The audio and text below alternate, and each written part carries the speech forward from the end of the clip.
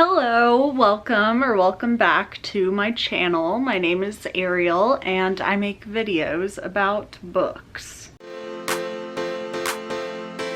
So today I'm doing the last video in my series that I've been doing of like finding my favorite books from this year based on genre. So this is the last one because the only other books I read were like 2 or 3 nonfiction and then like 5 classics, but those are such small numbers that I didn't even want to film a video. This is the final video. It is on the contemporary fiction reads that I read, yeah. So I have, most of these came out in the past few years. Some of them came out in like the 80s or the early 2000s. One of them is like the 70s, but I didn't feel like classifying that as a classic. Also because this is the smallest round of books compared to my romance and thriller videos. Those ones I had a lot more. It was just a very genre specific reading year for me. So let's get into it. Let's see what my favorite general fiction read was. I had about 20 books and I split it up into 10 and 10 roughly. So we're gonna go through those now. First, I have Vladimir by Julia May Jones, and then The Vanishing Half by Brit Bennett. And this is an easy one. I absolutely loved The Vanishing Half. It was like one of those books that I read and I was like, oh yeah, that's what good writing and a good story and like a good book is, you know? And this one was strange. I saw what she was trying to do, but I don't think it was, I don't know, done very compellingly. I don't know, I just wasn't as into it, and the writing itself felt a little, not fanciful, but just kind of, I don't know. There was just something about this that I did not love, but it might be for you, so I wouldn't say like don't read it, but it's not for me. And then this one was like a 5-star read. Ooh, these are weird. I have Hail Mary and then Leave the World Behind. This was like a dystopian kind of thing where a big disaster of some sort that we don't really know details on, but something happened and this family is at an Airbnb and the owners of that Airbnb come back from the city, from like New York, and they're like, hey, we're back and we're moving back into our house in the country because we're trying to get out of the city because disaster is happening. And so they have to live together. And it's also interesting because the Airbnb like owners are Black and then the guests are white, and there's commentary on that. It was weird. I kind of went into it thinking it was a thriller, but then about like a quarter of the way through, I was like, okay, that's not what this is. This is more of a, you know, general fiction novel. And once I decided that, I very much liked it and interpreting it and all that. So that's that. Then Project Hail Mary. This is a sci-fi novel, and I never read sci-fi novels, but everybody was talking about this, so I was like, I got to read it, and it was very good. I enjoyed it a lot, which is crazy because it's a sci-fi, but it was written very well, very like, the prose was nice, which I did not expect in a sci-fi novel. But overall, I think I'm gonna pick this one, which is kind of controversial because not a lot of people liked this, I believe. Then we have another easy one. We have The History of Wild Places, or A History of Wild Places, and The Cartographers. So I loved this. This was like the first read that I read in the new year of 2022. And I loved it. At first I was kind of like, ugh, because she has a very like lyrical, flowy kind of writing in some parts that it feels kind of unnecessary to me in fiction. Just a little bit too many like literary like devices for the style of book that she's writing. But then I got into it, and the twists and just like the story and the people in it, I was so sucked in. And then the ending and twists of this were insane, and I like, my jaw was hanging open. So good. This one I hated. I didn't know what was happening. There were no interesting turns. I didn't care about the characters.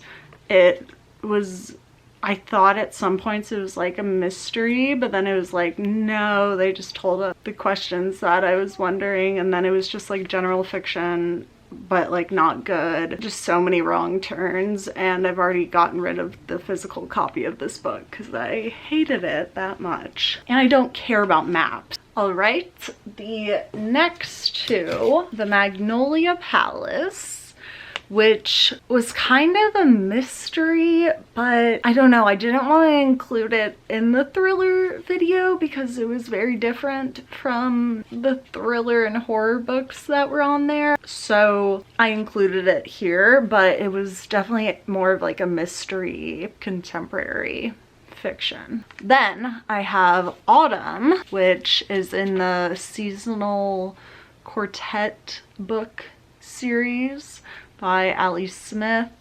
And yeah, this was, I don't even know how to describe it. It was a story about an old man and a young girl that grew up as his neighbor, and their friendship and how it evolved throughout her life. And it has moments where it's really good at talking about like autumn imagery, and the things that are happening in it kind of have that vibe of an autumn transformation of like the moments before death, I guess. That's how I interpreted it, but I really liked it. I underlined a lot from it, so that's how you know I was into it.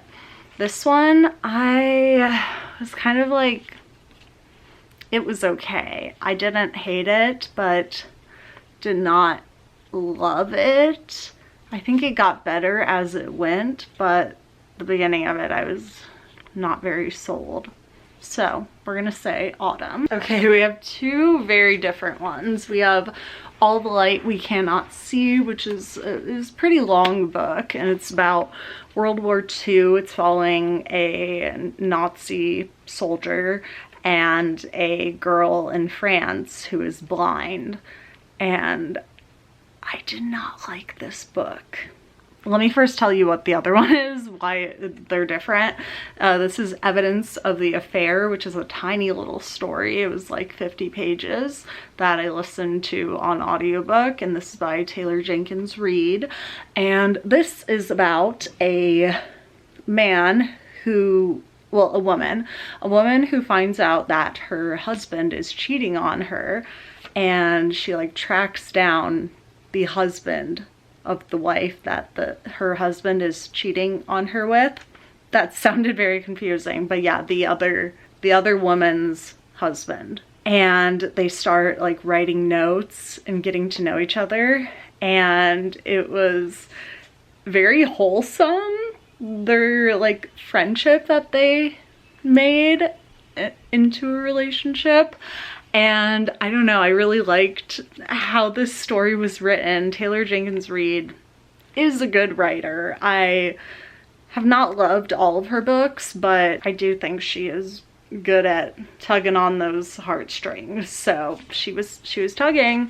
And this one, everybody was like, it's gonna make you cry. It's gonna be so good. Not one tear. I straight up laughed when one of the characters died because it happened out of nowhere and I had no connection to them. Like, I did not care if they lived or died. Felt like a lot of words on a page, but no real story or character development. And yeah, I did not like this. and I felt bad for not liking it, but that's just what my brain thought. Then, last two for the first round, Fake Accounts and Hamnet.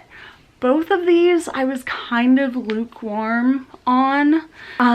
This one I think I liked more. I wish it focused more on Hamnet himself. I loved that character, but he dies. I don't think that's a spoiler. It's like you kind of know that going in. And then you don't get any more Hamnet. And then I was kind of bored from there because I was living for his character, and I was just kind of bored with the mom, and she's the real like storyteller for this. This one I was just confused by. I thought it was very like try hard, like Gen Zer tries to write a book and tries to be like different, but just ends up sounding like every person ever on Twitter. Both of these I wasn't obsessed with, but this one I had a lot less negative things to say about it, because really the only problems with it were my own problems, not like a problem with the actual writing, you know? It was just I didn't connect with the main character.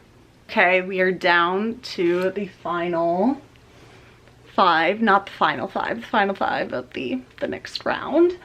So let's begin. First we have The Vanishing Half and Leave the World Behind. I mean, I raved already so much about this. It's so good. It has to move forward. History of Wild Places and Autumn. I really liked both of these, but I just vibe more with this kind of storytelling that like really has a plot. I think I am a plot driven person, which I feel like makes me sound dumb. I feel like people on the internet are like, nothing happens in this book, and I liked it like that. It really made you think. And those are good sometimes, but I really like a cohesive beginning, middle, end kind of thing. And this one had that, but there were chapters where I was like, why is this in here, especially when it rambled from the like actual plot of the girl and the grandpa. Then I was like, what am I reading? Then Evidence of the Affair and Hamnet. So really no negative comments for this, so we're gonna have to say goodbye to Hamnet. Automatically I already know that this is going to lose to both of those, so we're just gonna throw her away, and I don't want to think about who wins between these two, so I'm going to reassemble my board with the second round of contenders, and we'll go from there to find the ultimate fiction book. All right, I reset up the boards. We have our final competitors. First, we have Bunny and Where the Crawdads Sing. I really liked both of these, but I also had problems with both of these. Where the Crawdads Sing, I loved the atmosphere.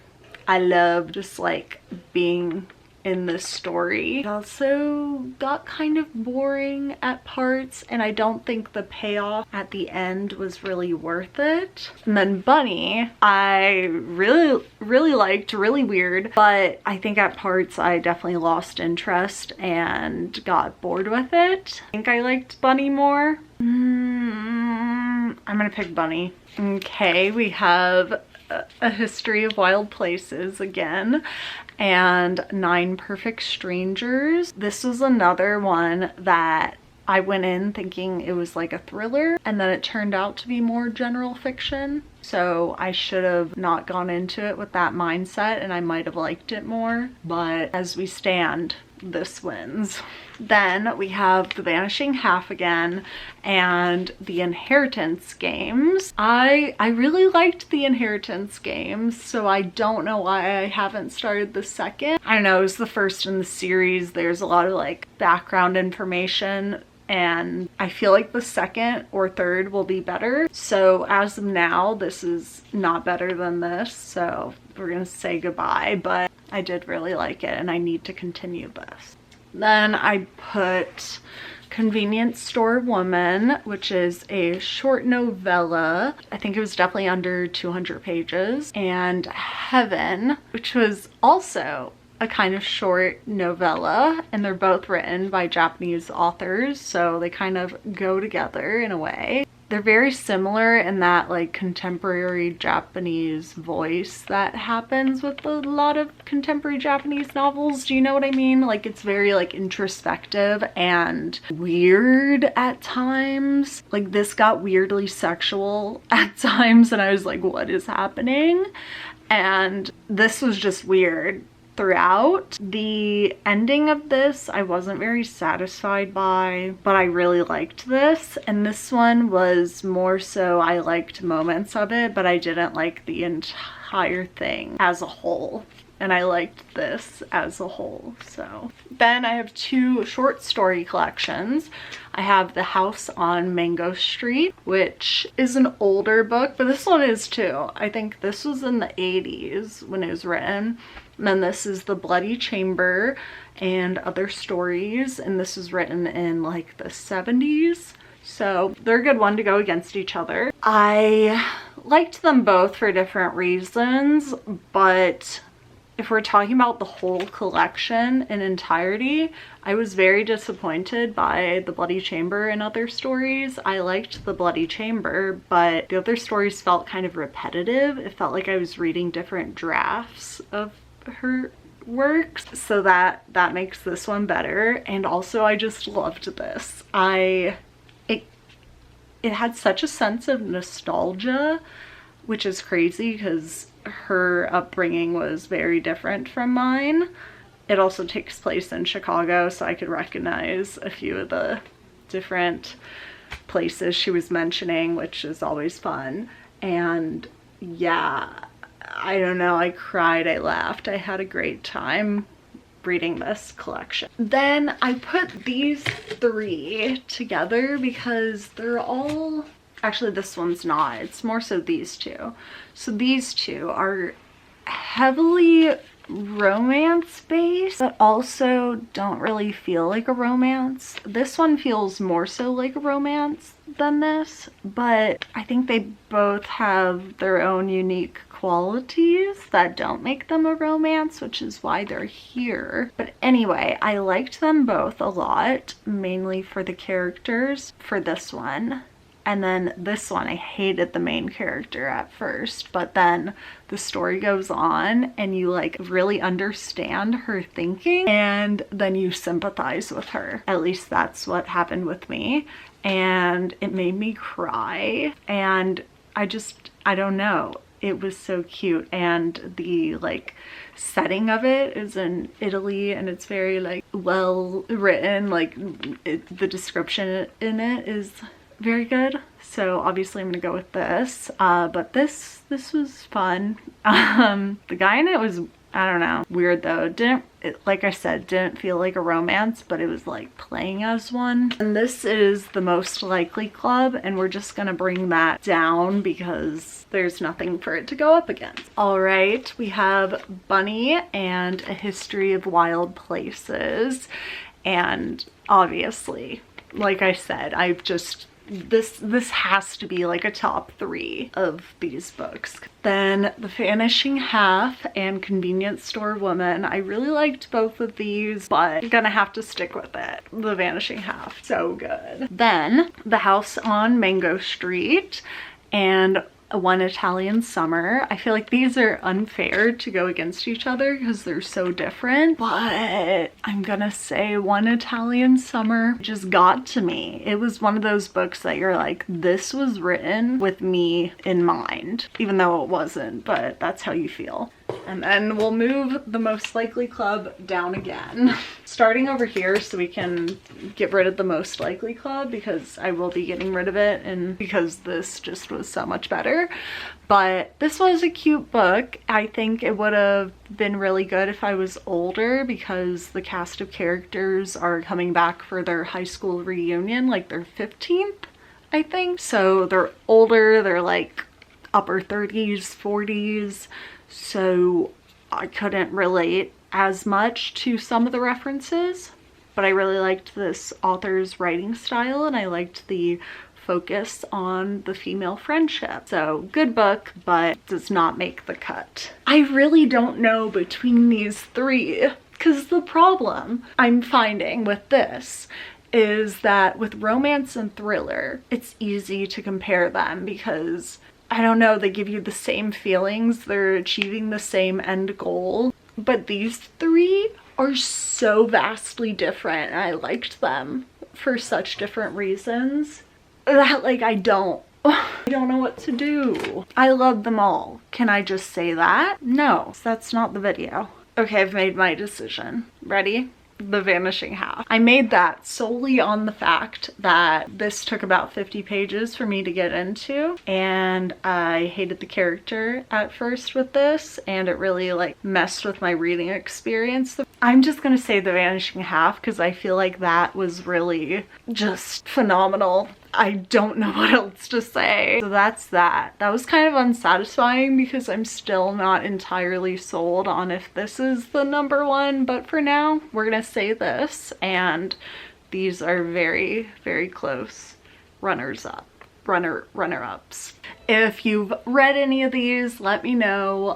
If you've read the last three, let me know which one is your favorite, and yeah, help me decide because I can't.